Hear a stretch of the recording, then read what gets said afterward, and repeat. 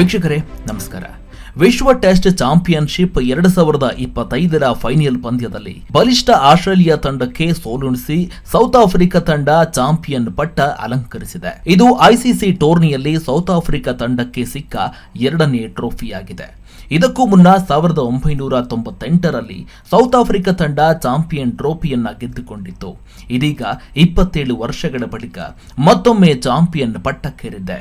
Test championship ಕಿರೀಟ ತೊಟ್ಟಿರುವ ದಕ್ಷಿಣ Africa cricket ತಂಡ ಅಂತಾರಾಷ್ಟ್ರೀಯ ಕ್ರಿಕೆಟ್ನಿಂದಲೇ ನಿಷೇಧಕ್ಕೆ ಒಳಗಾಗಿತ್ತು ಅಂದರೆ ನಿಜಕ್ಕೂ ಶಾಕ್ ಆಗ್ತೀರಾ? ಆದರೂ ಇದು ನಿಜ ವೀಕ್ಷಕರೇ. 2 ದಶಕಗಳ ಹಿಂದೆ ಅಂದರೆ 1970ರಲ್ಲಿ ಐಸಿಸಿಯಿಂದ ಬ್ಯಾನ್ ಮಾಡಲ್ಪಟ್ಟ ತಂಡಕ್ಕೆ ರೀ ಎಂಟ್ರಿ ಅವಕಾಶ ದೊರೆತದ್ದು 1991ರಲ್ಲಿ. ಅಂದರೆ ಸುಮಾರು ವಿಶ್ವ ಕ್ರಿಕೆಟಿನಿಂದ 21 ವರ್ಷಗಳ ವನವಾಸವನ್ನ ಅನುಭವಿಸಿದ ತಂಡ ಸುಮಾರು 4 ಏಕದಿನ ವಿಶ್ವಕಪ್ ಟೂರ್ನಿಗಳನ್ನ ಆಡೇ ಇದ್ದಿಲ್ಲ. ಹಾಗಿದ್ರೆ ಇದರ ಹಿಂದಿನ ಕಾರಣಗಳೇನು? ಸೌತ್ ಆಫ್ರಿಕಾ ಟೀಮ್ ಬೆಳೆದು ಬಂದ ಹಾದಿ ಅಷ್ಟು ಸುಲಭವಾಗಿದ್ದಿಲ್ಲ. ಬನ್ನಿ ಹೇಗಿದೆ ಇದರ ಇತಿಹಾಸ ಅನ್ನೋದನ್ನ ನೋಡ್ಕೊಂಡು ಬರೋಣ. ದಕ್ಷಿಣ ಆಫ್ರಿಕಾ ತಂಡ ವಿಶ್ವ ಕ್ರಿಕೆಟ್ನಲ್ಲಿ 1991ರಿಂದಲೇ ಮಿಂಚುತ್ತಿರುವ ತಂಡ.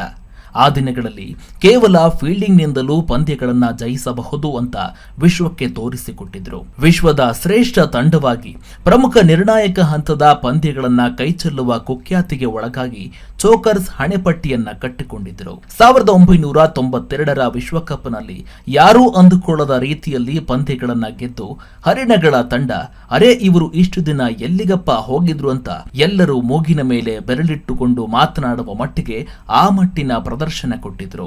ಇದೀಗ ವಿಶ್ವ ಟೆಸ್ಟ್ ಚಾಂಪಿಯನ್ಶಿಪ್ ಫೈನಲ್ ಪಂದ್ಯದಲ್ಲಿ ಆಸ್ಟ್ರೇಲಿಯಾ ತಂಡವನ್ನ ಸೋಲಿಸಿದ ಬಳಿಕ ಸೌತ್ ಆಫ್ರಿಕಾ ತಂಡವನ್ನ ಇಡೀ ಜಗತ್ತೇ ಕೊಂಡಾಡುತ್ತಿದೆ. ಹಾಗಿದ್ರೆ 1991ಕ್ಕೂ ಮೊದಲು ವಿಶ್ವ ಕ್ರಿಕೆಟ್ನಲ್ಲಿ ದಕ್ಷಿಣ ಆಫ್ರಿಕಾ ಯಾಕೆ ಕಾಣಿಸಿಕೊಂಡಿರಲಿಲ್ಲ? ಯಾಕೆ ಅಂತಾರಾಷ್ಟ್ರೀಯ ಕ್ರಿಕೆಟ್ ಸಮಿತಿ ದಕ್ಷಿಣ ಆಫ್ರಿಕಾ ತಂಡಕ್ಕೆ ನಿಷೇಧ ಹೇರಲಾಗಿತ್ತು? ಇದಿಷ್ಟೇ ಅಲ್ಲದೆ ಇನ್ನು ಹಲವು ವಿಚಾರಗಳಿಗೆ ಸೌತ್ ಆಫ್ರಿಕಾ ತಂಡ ಸಾಕ್ಷಿಯಾಗಿದೆ. ದಕ್ಷಿಣ ಆಫ್ರಿಕಾದಲ್ಲಿ ವರ್ಣಭೇದ ನೀತಿಯ ವಿರುದ್ಧವಾಗಿ ಮಹಾತ್ಮ ಗಾಂಧೀಜಿಯವರು ಸಹ ಧ್ವನಿ ಎತ್ತಿದ್ರು. 70ರ ದಶಕದಲ್ಲಿ ಅಲ್ಲಿ ಅಪಾರ್ಥೈಡ್ ಎಂಬ ನೀತಿಯನ್ನ ಅನುಸರಿಸಲಾಗ್ತಾ ಇತ್ತು.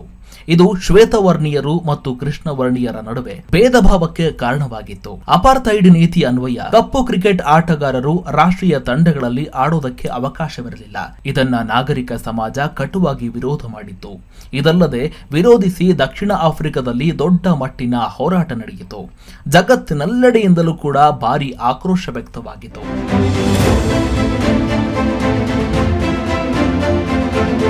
ಅದಾದ ಬಳಿಕ ದಕ್ಷಿಣ ಆಫ್ರಿಕಾದಲ್ಲಿ ವರ್ಣಭೇದ ನೀತಿ ಹೆಚ್ಚಾಗ್ತಾ ಇದ್ದಂತೆ ಅಂತಾರಾಷ್ಟ್ರೀಯ ಕ್ರಿಕೆಟ್ ಸಮಿತಿ ದಕ್ಷಿಣ ಆಫ್ರಿಕಾದ ವಿರುದ್ಧ 1970ರಲ್ಲಿ ನಿಷೇಧವನ್ನ ಜಾರಿಗೆಗೊಳಿಸಿತು.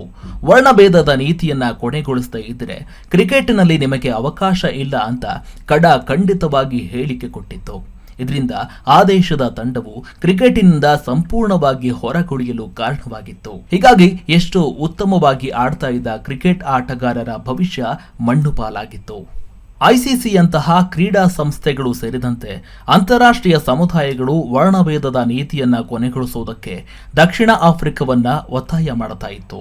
ಇದಲ್ಲದೆ ಬಗ್ಗದ ದಕ್ಷಿಣ ಆಫ್ರಿಕಾ ನಿಷೇಧದ ಸಮಯದಲ್ಲಿ ಅನೇಕ ಬಂಡಾಯ ಪ್ರವಾಸಗಳನ್ನ ಆಯೋಜನೆ ಮಾಡಿತ್ತು. ಆದರೆ ಇದಕ್ಕೆ ಐಸಿಸಿಯ ಮಾನ್ಯತೆ ಇಲ್ಲದಿದ್ದರಿಂದ ತಮ್ಮ ದಾಖಲೆಗಳೆಲ್ಲವೂ ಕೂಡ ಪರಿಗಣನೆಗೆ ಬರಲೇ ಇಲ್ಲ. ಜೊತೆಗೆ ಅವರ ವಿರುದ್ಧದ ರಚಿಸಲಾದ ತಂಡಗಳು ವಿವಾದಕ್ಕೀಡಾಯಿತು, ವಿರೋಧಗಳನ್ನು ಎದುರಿಸಬೇಕಾಯಿತು. ಈ ಬೆಳವಣಿಗೆ ಬರೀ ಕ್ರಿಕೆಟ್ ಲೋಕದ ಬೆಳವಣಿಗೆ ಮಾತ್ರವಲ್ಲದೆ ಇಡೀ ದಕ್ಷಿಣ ಆಫ್ರಿಕಾದ ಪುನರುತ್ಥಾನಕ್ಕೆ ನಾಂದಿಯಾಡಿತ್ತು. ದಕ್ಷಿಣ ಆಫ್ರಿಕಾದಲ್ಲಿ ಕ್ರಿಕೆಟ್ ಪುನರುತ್ಥಾನವು ಕೇವಲ ಕ್ರೀಡಾ ಮರುಸ್ಥಾಪನೆ ಮಾತ್ರವಲ್ಲದೆ ವರ್ಣಭೇದದ ನೀತಿಯ ವಿರುದ್ಧದ ಹೋರಾಟದ ಪ್ರತೀಕವೂ ಆಗಿತ್ತು. ಹೋರಾಟಗಾರ ನೆಲ್ಸನ್ ಮಂಡೇಲಾ ಜೈಲಿನಿಂದ ಬಿಡುಗಡೆಯಾದ ನಂತರ ದೇಶವು ಹೊಸ ದಿಕ್ಕಿನಲ್ಲಿ ಸಾಗುವುದಕ್ಕೆ ಪ್ರಾರಂಭ ಮಾಡಿತು. ಕ್ರಿಕೆಟಿನ ಮೂಲಕ ಸಾಮಾಜಿಕ ಸಮಾನತೆ ಮತ್ತು ಏಕತೆಯ ಸಂದೇಶವನ್ನ ಪ್ರಚಾರ ಮಾಡುವುದಕ್ಕೆ ಪ್ರಯತ್ನ ಮಾಡಲಾರಂಭಿಸಿತು. ದಕ್ಷಿಣ ಆಫ್ರಿಕಾದ ಕ್ರಿಕೆಟಿನ 21 ವರ್ಷಗಳ ನಿಷೇಧವು ಕೇವಲ ಕ್ರೀಡಾ ಕ್ಷೇತ್ರದಲ್ಲಿ ಮಾತ್ರವಲ್ಲದೆ ಸಮಾಜದ ವರ್ಣಭೇದ ನೀತಿಯ ವಿರುದ್ಧದ ಹೋರಾಟದ ಸಂಕೇತವಾಗಿತ್ತು. ಕೊನೆಗೂ 1991ರಲ್ಲಿ ದಕ್ಷಿಣ ಆಫ್ರಿಕಾದಲ್ಲಿ ವರ್ಣಭೇದ ನೀತಿಯು ಕೊನೆಗೊಂಡಿತು. ಇದು ದಕ್ಷಿಣ ಆಫ್ರಿಕಾ ಮತ್ತೆ ಜಾಗತಿಕ ಕ್ರಿಕೆಟ್ಗೆ ಮರಳೋದಕ್ಕೆ ಅವಕಾಶ ಮಾಡಿಕೊಟ್ಟಿತು. ಐಸಿಸಿಯು ಹರಿಣಗಳ ಮೇಲಿನ ನಿಷೇಧವನ್ನ ಹಿಂಪಡೆಯಿತು. ಅಂದಹಾಗೆ ನಿಷೇಧ ತೆರವುಗೊಂಡ ಬಳಿಕ ದಕ್ಷಿಣ ಆಫ್ರಿಕಾ ವಿರುದ್ಧ ಮೊದಲ ಕ್ರಿಕೆಟ್ ಆಡಿದ್ದು ಭಾರತ. ಅದು 1991 ನವೆಂಬರ್ 10ರಂದು ಕೋಲ್ಕತ್ತಾದ ಈಡನ್ ಗಾರ್ಡನ್ನಲ್ಲಿ ದಕ್ಷಿಣ ಆಫ್ರಿಕಾ ಮತ್ತು ಭಾರತದ ನಡುವಿನ ಮೊದಲ ಏಕದಿನ ಪಂದ್ಯ ನಡೆಯಿತು. ಈ ಪಂದ್ಯವು ದಕ್ಷಿಣ ಆಫ್ರಿಕಾದ ಕ್ರಿಕೆಟ್ಗೆ ಹೊಸ ಅಧ್ಯಾಯಕ್ಕೆ ನಾಂದಿಯಾಡಿತು. ಇದೀಗ ವಿಶ್ವ ಕ್ರಿಕೆಟ್ನಲ್ಲಿ ದಕ್ಷಿಣ ಆಫ್ರಿಕಾ ತಂಡ ಬಲಿಷ್ಠ ಕ್ರಿಕೆಟ್ ತಂಡವಾಗಿ ರೂಪುಗೊಂಡಿದೆ. ಇಂದು ಅಲ್ಲಿ ವರ್ಣಭೇದ ನೀತಿಯ ಲವಲೇಶವೂ ಕೂಡ ಉಳಿದಿಲ್ಲ. ಕ್ರಿಕೆಟ್ ಎಲ್ಲರನ್ನ ಕೂಡ ಬೆಳೆಸಿದೆ. 1998ರಲ್ಲಿ ಐಸಿಸಿ ಚಾಂಪಿಯನ್ ಟ್ರೋಫಿ ಗೆದ್ದ ತಂಡ ಇದೀಗ ವಿಶ್ವ ಟೆಸ್ಟ್ ಚಾಂಪಿಯನ್ಶಿಪ್ ಕಿರೀಟವನ್ನ ತನ್ನದಾಗಿಸಿಕೊಳ್ಳುವ ಮೂಲಕ ಇತಿಹಾಸ ರಚಿಸಿದೆ.